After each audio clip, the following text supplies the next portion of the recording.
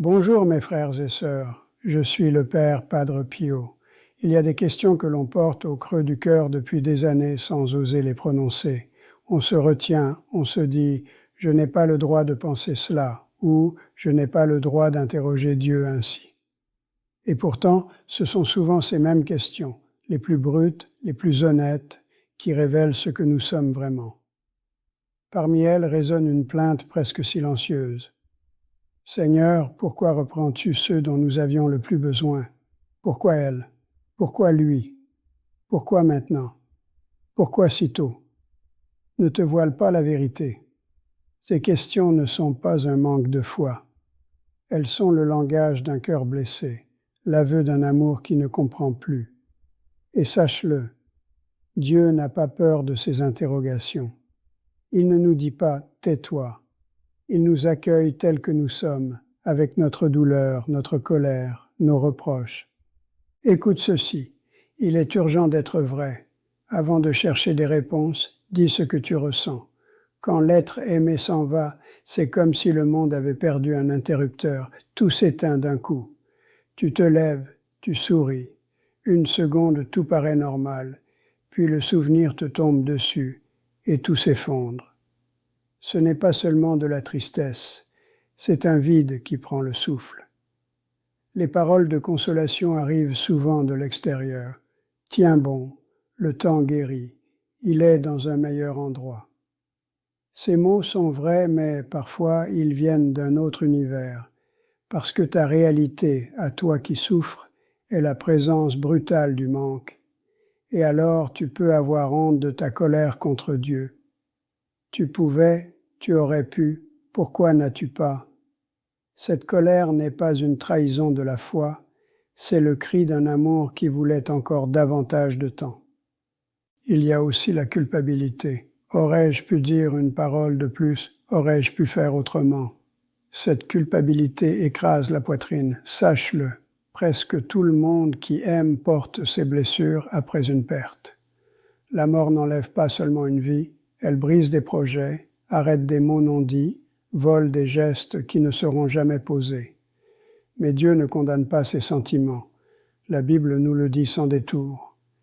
L'Éternel est près de ceux qui ont le cœur brisé, et il sauve ceux qui ont l'esprit abattu. Psaume 34, 18. Quand tu es au plus bas, ce n'est pas que Dieu t'a déserté, c'est qu'il est plus proche que jamais. Pour tenter de comprendre pourquoi Dieu permet parfois ces départs, il nous faut changer notre regard. Nous vivons dans l'instant. Dieu voit la route entière.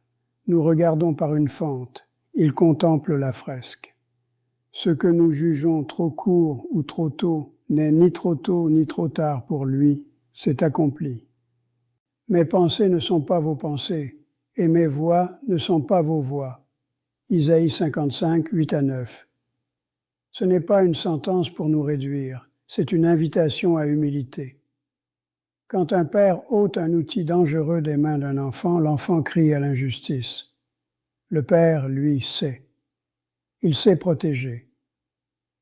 Ainsi souvent Dieu ne nous ôte pas ce que nous aimons par cruauté, mais par un amour que nos yeux ne peuvent saisir. Regardons la parole.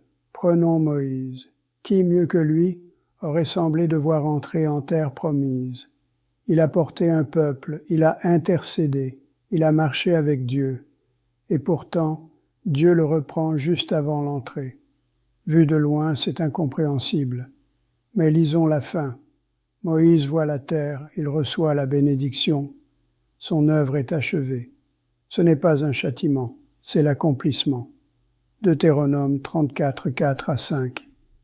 Dieu a donné à Israël Josué un nouveau guide montrant que la destinée d'un peuple ne repose jamais sur une seule existence. Et puis il y a le mystère le plus bouleversant, le départ qui engendre un avènement. Jésus lui-même l'a dit. « Il vaut mieux pour vous que je m'en aille, car si je ne m'en vais pas, le Consolateur ne viendra pas vers vous. » Jean 16, 7. Les disciples pensaient subir une perte irréparable, et pourtant, le départ du Christ ouvre la voie à une présence nouvelle, plus intime. L'Esprit qui habite. Ce qui paraissait être un abandon devient la porte d'une maturité spirituelle. Ainsi, parfois, la disparition d'un guide ouvre en nous la vie que Dieu voulait que nous découvrions. Il faut aussi dire la parole difficile sur les morts injustes, les jeunes emportés, les enfants partis trop tôt. Oui, il existe des morts portés par la méchanceté, par la folie humaine, par le péché.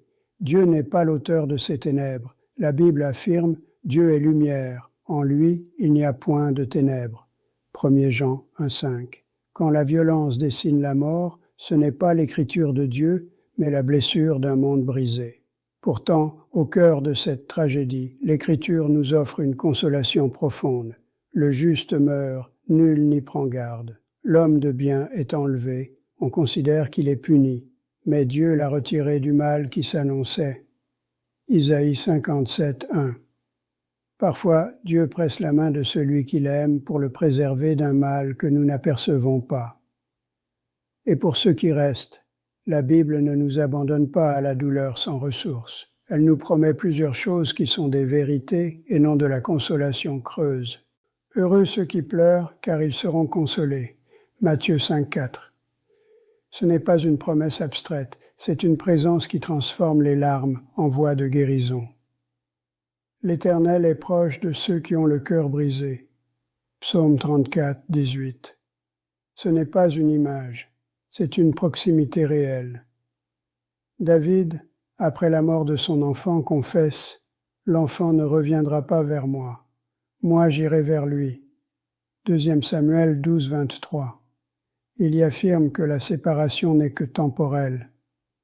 Paul dira « Pour moi, vivre c'est le Christ, et mourir est un gain. » Philippiens 1, 21. La foi chrétienne regarde la mort à travers l'œil de l'espérance, non comme un abîme sans lumière. Et le dernier mot de l'Écriture, « Il essuiera toute larme de leurs yeux. Il n'y aura plus ni mort, ni deuil, ni cri, ni douleur. » Apocalypse 21, 4. Voilà la promesse qui éclaire notre nuit. Peut-être te demandes-tu, « Et maintenant, Seigneur, que veux-tu de moi? Comment vivre après un tel départ ?» Dieu ne laisse pas la question sans réponse. Il prépare pour ceux qui restent une force particulière, non pour les punir ni pour les éprouver gratuitement, mais pour les conduire vers un sens nouveau. Parfois le départ appelle une mission, continuer, non par simple obligation, mais parce que l'amour de celui qui est parti habite encore et demande à se transformer en service, en mémoire vivante, en espérance active. Avant de prier ensemble, permets-moi d'affirmer une chose importante. Ces paroles sont spirituelles, nourrissent l'âme et offrent une boussole intérieure. Elles ne remplacent pas un accompagnement médical ou psychologique lorsque la souffrance est profonde et prolongée. Si tu te sens submergé, cherche aussi un soutien compétent, prêtre, conseiller, professionnel de santé. La foi demande parfois la coopération des mains compétentes que Dieu place sur notre route. Alors, si tu es prêt, inclinons nos cœurs. Ouvre-toi à la prière qui suit, non comme un mot magique, mais comme la respiration d'une âme en chemin. Nous allons appeler le Père qui console et nous confier à l'espérance qui ne déçoit pas. Seigneur, toi qui es proche de ceux dont l'esprit chancelle, toi qui lis dans les profondeurs que personne ne voit, nous venons devant toi avec nos mains vides, nos questions ouvertes, nos larmes parfois trop lourdes pour être portées seules. Tu as promis de ne pas briser le roseau froissé, ni d'éteindre la mèche qui faiblit, Ésaïe 42, 3. Alors, regarde aujourd'hui chaque cœur qui écoute ces mots. Regarde la fatigue, la révolte, la solitude, le souvenir qui serre la poitrine. Approche-toi, Seigneur. Approche-toi comme un père qui s'assied à côté du lit de son enfant et qui simplement dit « Je suis là ». Tu vois, Seigneur, ce que personne ne comprend. Tu vois ces nuits où l'on se demande si l'on arrivera à se relever, ces matins où le silence fait plus de bruit que 1000 voix. Tu sais combien nous avons aimé ceux qui ne sont plus là, combien leur absence a laissé une empreinte qui refuse de disparaître. Mais tu as aussi promis que ceux qui pleurent seront consolés. Tu l'as dit, toi, par la bouche de ton Fils, Matthieu 5, 4. Alors aujourd'hui, nous ne te demandons pas une explication. Nous te demandons ta présence. parce que ta présence console plus que toutes les réponses. Seigneur, nous pensons à ce que David a confessé. Il ne reviendra pas vers moi, mais moi, j'irai vers lui. Il ne disait pas cela pour se convaincre, mais parce que tu lui avais ouvert les yeux sur la vérité de l'éternité. Donne-nous cette même lumière, Seigneur. Montre-nous que ce que nous appelons une fin est pour toi un passage, que ce que nous appelons absence est pour toi un retour, que ce que nous appelons déchirement deviendra un jour rencontre. Nous te supplions, Seigneur, touche les blessures que personne ne voit. Soutiens celui qui n'a plus de force.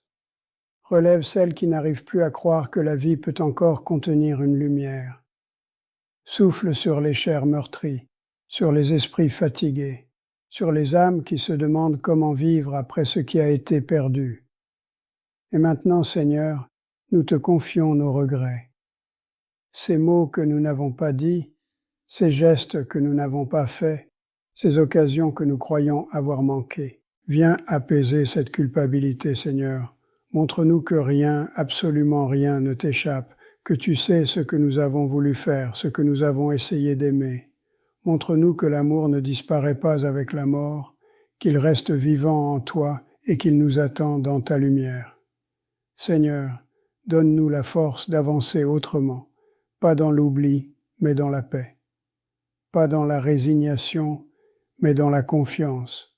Pas en effaçant le passé, mais en le laissant devenir une source qui nous porte. Aide-nous à croire, même très faiblement, que tu peux écrire encore quelque chose de beau dans une vie qui se croyait brisée, car tu as promis que la mort n'est pas le dernier mot.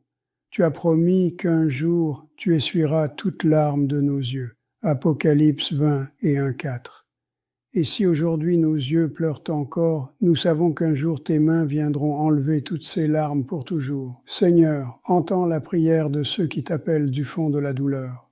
Entends la prière de cette mère, de ce père, de cet ami, de cet époux, de cette épouse. Et mets en eux dès maintenant une paix qui n'appartient qu'à toi, cette paix qui dépasse toute intelligence.